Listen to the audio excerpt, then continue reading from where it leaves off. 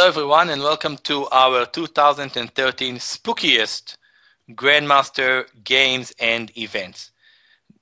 This is going to be very similar to the Blunder series that has been running for last few years. I mean, we've been doing it at least one, sometimes two videos a year, mainly big blunders. But today, especially with the candidates and several other events, I decided to change it a tiny bit to not just dropping a queen, but just really, as I said, spooky events. And the most important game in my view of this year is the game between Rajabov and Carlsen, played on the 13th round of the candidates. We all know the big stories of round 14 where Carlsen lost in time trouble and Kramnik lost his first game in the candidates and Carlsen qualified. Okay. Thousands of stories, billions of stories have been written and articles. Those were just tough games without anything absolutely incredible to see there. I mean, big games. Fiedler played brilliant with black and beat Carlsen. But this is the big story. One round before, Rajabov that absolutely went from 2800 to pretty much 2700 in straight line. This tournament London started, it played against Carlsen. The position is equal. I mean, yes, maybe a tiny bit technically we would like black, but just equal. I mean, no plan even to consider. Okay, why not knight b3 and go back? Does anyone have idea? Like, why not? And no big blunders, right? Impossible to blunder the queen in this position, but a series of events starting with the move a4. There was still no one that could, that I spoke with some of very, very strong grandmaster that could explain why to play a4, making it short. All right, more moves were played, many more, but bottom line, even this, which seems pretty drawish, okay, complicated, but drawish position, was lost by Rajabov. Knight e5, for example, was a possibility. All has been analyzed, including on greatest chess moments. Anyway, as we all know, Rajabov has lost this game, and in, well, a week, we are going to see what the consequences of that game might be. The World Championship is starting. Absolutely, in my view, the game that gave the World Championship shot to Carlsen. And once again, just going back and forth, I don't see how black can break through. Well, from that candidate matches, well, how about, or candidates tournament more precise, how about the following endgame that actually happened on the same round 13, that insanely dramatic days. I mean, I thought that those were the most dramatic chess days that I remember, the last three rounds of the candidates. And, well, Aronian that actually had a very decent shot in this tournament. He just blew it with being over-aggressive against Gelfand and Fiedler, but I was lost against Kramnik, then somehow miraculously came back, and here playing for the white pieces, just blundered in, as he described it, a very embarrassing way. Well, there are very few pieces on the board, and for chess geniuses like Aronian and Kramnik, well, it shouldn't be too difficult to, well, pretty much play accurate and make a draw. Maybe Aronian was still in some dreams and fantasy of winning this and coming back to qualify. Tragically for him, +3 would have made it, and with all these big blunders, he finished +2. Well, h6 was the simple move here after king f5. And some lines like just running with the pawns, showing that the position is just a draw. I mean, we can just look at one line really quickly. a6, okay, let's just make it running in the most straightforward way. And now just getting the other pawn to the battle, either bishop a8, c5, or bishop e4, and, well, nothing but just a draw. Well, instead, amazingly enough, g6 was played by Aronian. Really? Just to lose on the spot. Black king is closer. He doesn't have to watch the h-pawn. So he can bring the king super quickly. And this is just losing. Maybe the idea that Aronian missed was c4, and that black king can come and actually attack it. Or let's actually play c4 and move earlier instead of a5. We can look at it from here also. It just transposes, actually no big difference at all. If c5, bishop to d5, and here is the big thing, king to d6. And if instead of c5, we go with a6, this is the thing, king to d4, and take, or king b6. So, pretty much very few, well, just pawn's endgame in some way, if you want to call it this way, was just lost. Bishop went to d5, and black king is getting much closer if c5.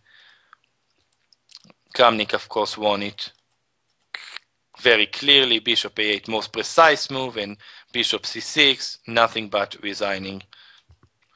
So, well, this day was one super spooky day to remember. Today might be Halloween, but that day in candidate matches, well, really made it.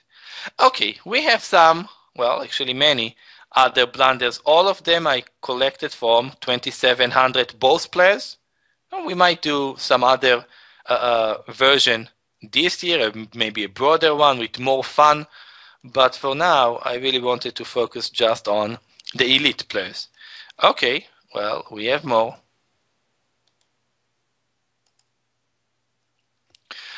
Tomaszewski's Cinderella run in the World Cup. Well, a really amazing run. I mean, made it to the semi-final and beat the strongest of the strongest on the way, including Aronian and many others. But it really started, well, first round actually was his toughest match until he was knocked out against co-US champion Ramirez. Only in Armageddon he won, but also against Wesley Saw. This position, it is black to play. And black position is fairly okay if he just retreats his king. Although king e6 looks absolutely the most logical move. I mean, in a blitz game, very fast blitz or bullet game, that would be the first move I would play. Like king up, stopping the pawns. Why not? Well, this is why not. Pawn take, knight f4 seems quite decent, and the same as this position doesn't seem bad for white either. Bishop g4 checkmate. So, well, nothing to do. The pawns are just going ahead. Game over. Well, that was a very unfamiliar type of blunders for Wesley Saw that has been having an absolutely great year. One thing that I actually want to mention is the ones that have been blundering, the ones that will be little stars here. You know, I didn't choose so many games, around 14 examples. Big part of them didn't have a great year. I believe that it will represent also the chess in 2013. For example, Aronian. Okay, not absolutely a fabulous year for him. Rajabov, absolutely no words to describe that. Ivanchuk and several others. On the other hand, players that have blundered very little really had great years. I mean, for example, obviously Carlsen is Carlsen, but Nakamura, I couldn't find many games that he blundered, and obviously it is being represented in his current rating in the world. The two exceptions were Kramnik and Caruana that had some blunders, but also amazingly fighting games. Well, speaking about some of the players that we've mentioned, Nakamura and Aronian, and this was in the Singfield Cup where I was, well, sitting right there doing commentary for the tournament, and, well, that was some big fun. Well, we were looking at this position, and quite naturally, I remember I was doing commentary with Varouge, looking at Queen C6 and pretty much wrapping this game as a draw. Absolutely a shocker. Queen B5 played by Aronian, like just unbelievable. Well, can you spot why it's unbelievable? Well, if you played take and 97, well, you have excellent chances of beating Aronian. No rook e8, knight f6, of course, and with an excellent technique, Hikaru went and won this. Okay, not extremely complicated, but still, he made it look ridiculously easy. And just exchanges into absolutely a one endgame. Well, yeah, Aronian didn't have that great of a year. And with that, let's go and see another player. That was, well, quite a star in 2012, made it to 2750, actually won Bill tournament in front of Carlsen. Well, he played against Kramnik, got into slightly worse position in Dortmund. The position looks the most natural move somehow. I would play g6 and king g7 after, well, white played h3, and I think black should do the same. Well, let's get the king there. Well, rook behind the pawn is a good move. It always reminds me of this story about the player in a club, I believe European club, that put his rook behind the pawn, and everyone in the club started laughing. Then he went to the famous master in the club, I forgot the name, but very famous player, and told him, "You wrote in your book rook behind the pawn." Well, he told him yes, but rook e1 checkmate was a better move. So the dude put the rook behind the pawn instead of checkmating his opponent in one move.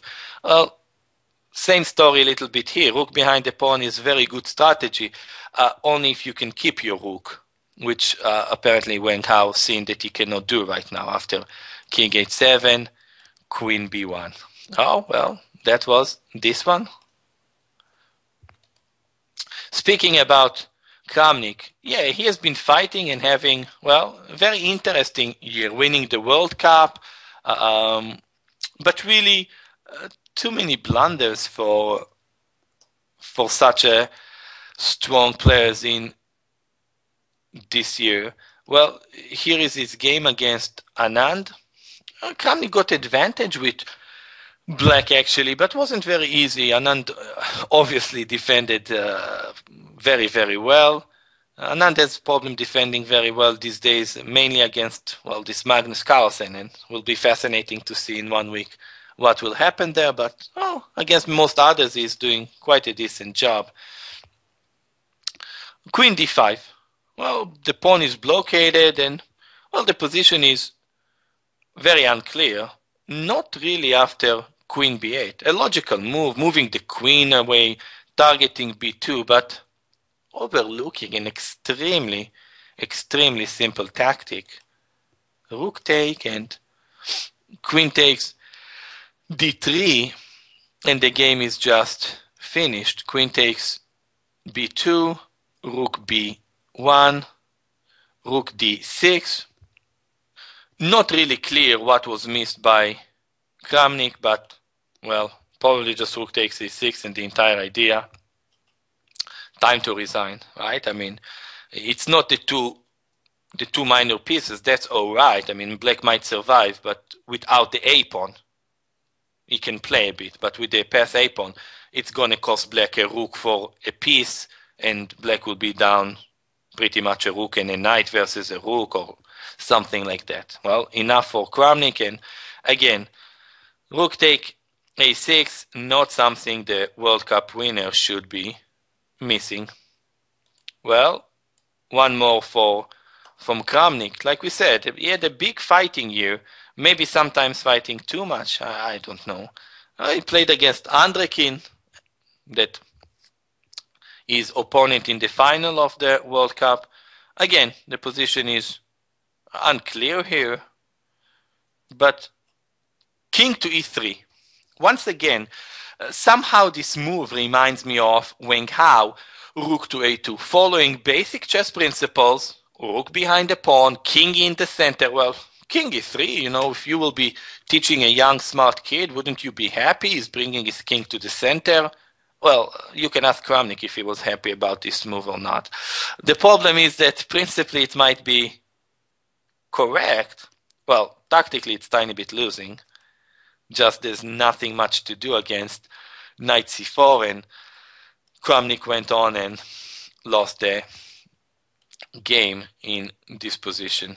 The move that he might have overlooked was that after knight to d2, there's knight b2, and simply knight takes b3 is met with everything just working for black. So, just a big blunder putting the king too early. There are just too many pieces. And even great Kramnik cannot really play very accurately against many, many pass pawns. Okay, this one went for Andrekin. Oh, Kramnik had his time in the most important event.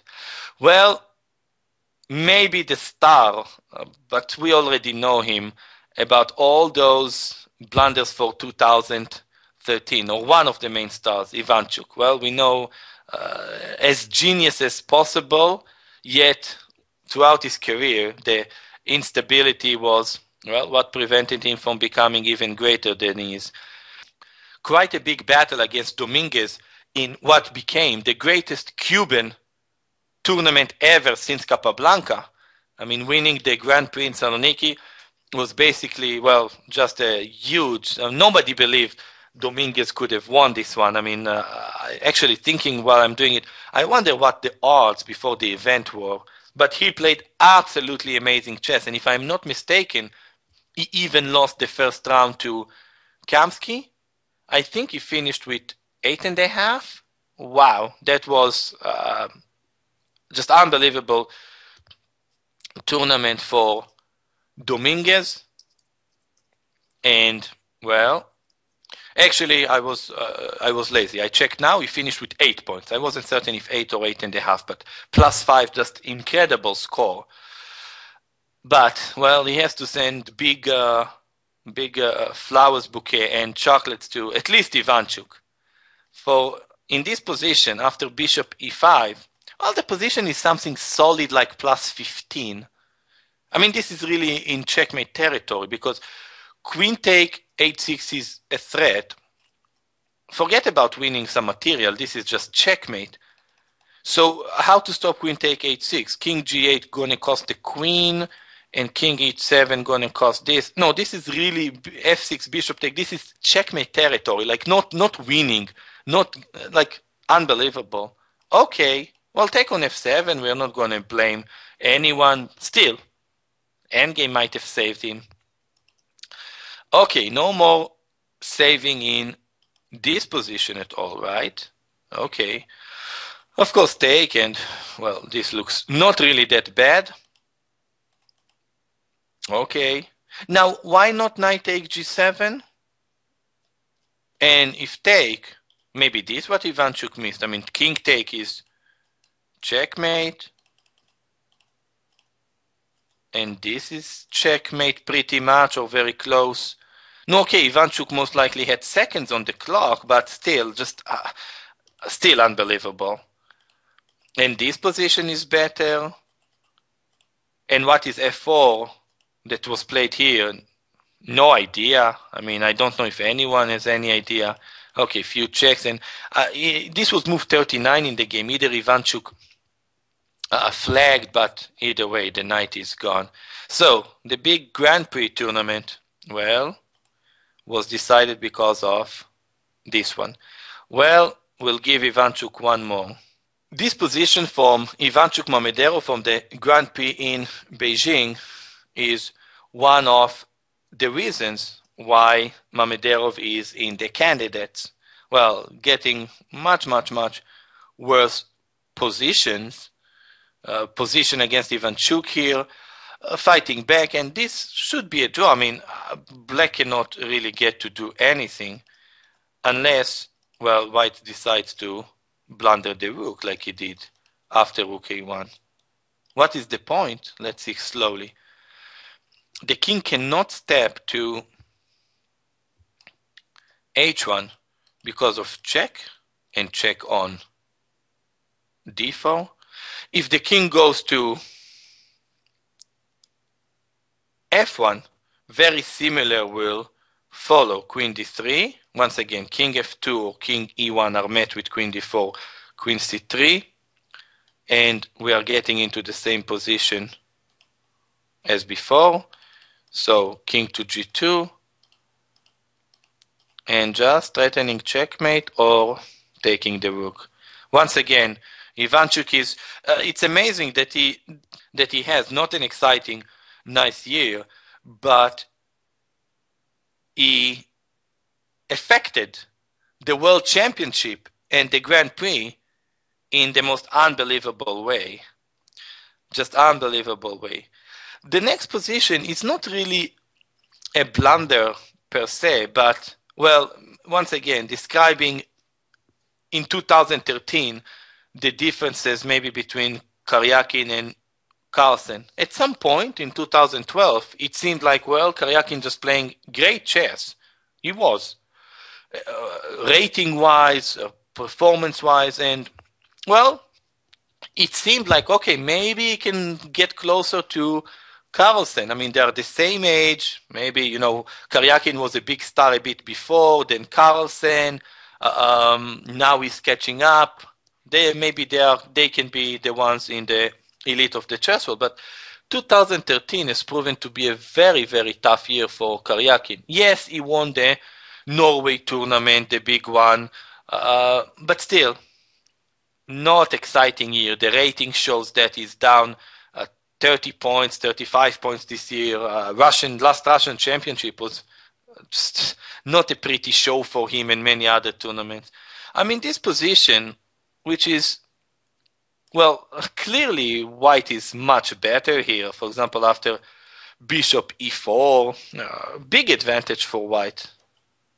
I don't want to say on the verge of winning, but white is clearly much better here. And just a pawn up and c4 is weak and what? Well, Karjakin went the other direction. And suddenly he's tangled here. e4 is under attack. f4 seems scary. Some sacrifices from black. And very soon he just cracked here. And Carlsen gives absolutely no chances. The position still maybe possible to play after rook take d6. But, well, Karjakin just collapsed and lost the game. So really not a blunder, one move blunder, but a series of just being outplayed, playing bad moves one after the other.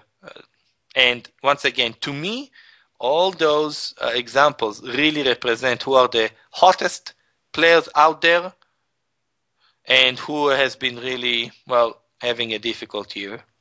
Well, next 3 examples are quite fascinating in the sense of what happened here. I don't remember that many games that someone just lost on time. Gelfand Giri, well, Gelfand was having a bit difficult game here, but this position is unclear. Gelfand lost on time, move 37. Well, many games. Again, Ivanchuk, okay, we can expect everything about him. I'll just show the position against Hikaru. Ivanchuk was better, but really couldn't convert. Nakamura has almost always defended very well. And the position is supposed to be around okay, but, well, losing on time on move 40, I understand. Move 39, well, still not that exciting, but 55, that's a bit bizarre. And the most recent one, by none other than one of the very, very best blitz players in the world, Vashir Lagrave, European blitz champion, no, absolutely out there, defending a worse position against Adams, and I remember I was asking, I've seen the game, what happened, and I didn't see it was move 40. In some sites, when I was looking at it, it was after move 40 they showed. Maybe they had some mistakes, so I couldn't really understand. But move 40, if I see 0-1, 1-0, might imagine that losing on time, but still, one of the world's best blitz players. A bit spooky. And, well, let's conclude this one with two of the hottest players in the world this year. Nakamura against Caruana, and if we really take Carlsen is out there, Aronian and Kramnik, but they are tiny bit different age group. I mean, okay, Aronian somewhere in the middle, but from the young players, well, they are really the hottest hands in 2013. Both of them really established themselves as absolutely the top of, well, whatever we can imagine. Yet, Caruana, well, blew this one big time. And this was in the Grand Prix in Paris, where super important game. Caruana ended up sharing the first spot with Gelfand, but for Caruana, if he had won the tournament alone, he would have qualified to the candidates. No favors from anyone. Right now, there is some wild card. I don't know, maybe Caruana, maybe Nakamura, maybe Svidler. Maybe, you know, if it's in Russia, maybe they'll give it to some Russian dude. But, well, Caruana wouldn't have lost this game if he hadn't, well, had excellent chances of making it to the candidates. Well, take on G6. All sharp line in the F3 against the Grunfeld these days, super fashionable thing. And, well, H take G6 looks so logical. Just so logical this move looks, but just resign, like nothing in between. F take, and the position is highly unclear. I mean, maybe black just in actually very decent shape. But after H take, one of the most illogical moves in the position was played here by Hikaru, but a move that just, that's it, finishes the game, bye-bye, over. Bishop takes d4. You don't see many times giving that bishop in those positions. Well, the idea is that after queen take, as was played, well, it's just winning the queen. And the game went on, but okay, this was pretty much helpless. But why was bishop take so impossible? Well, the reason is that queen to h6 is being played, and the threat that really cannot be prevented is very simple. Well, when you look at that, rook takes d4, doesn't matter what, doesn't matter which move black plays. Check, check, and getting the rook on d8. It doesn't matter if black plays rook e8, white will still get the rook over there. I mean, okay, nothing, I mean, no point in looking at anything like that. So just amazing that this rook takes d4 and queen h7, queen h8. Well, Hikaru doesn't miss those things. Like, you can bet that he's the last one you want to allow those beautiful tactics. Well, a bit spooky events. Some of them, as I said, affected mainly the World Championship we started, and we'll see if Carlsen will owe Rajabov more than just a ticket to the World Championship, maybe the World Championship itself. Mamederov going to play in the candidates once again, thanks to big time Ivanchuk, and many other just, well, spooky moves and games. Hope you enjoy this. Bye-bye.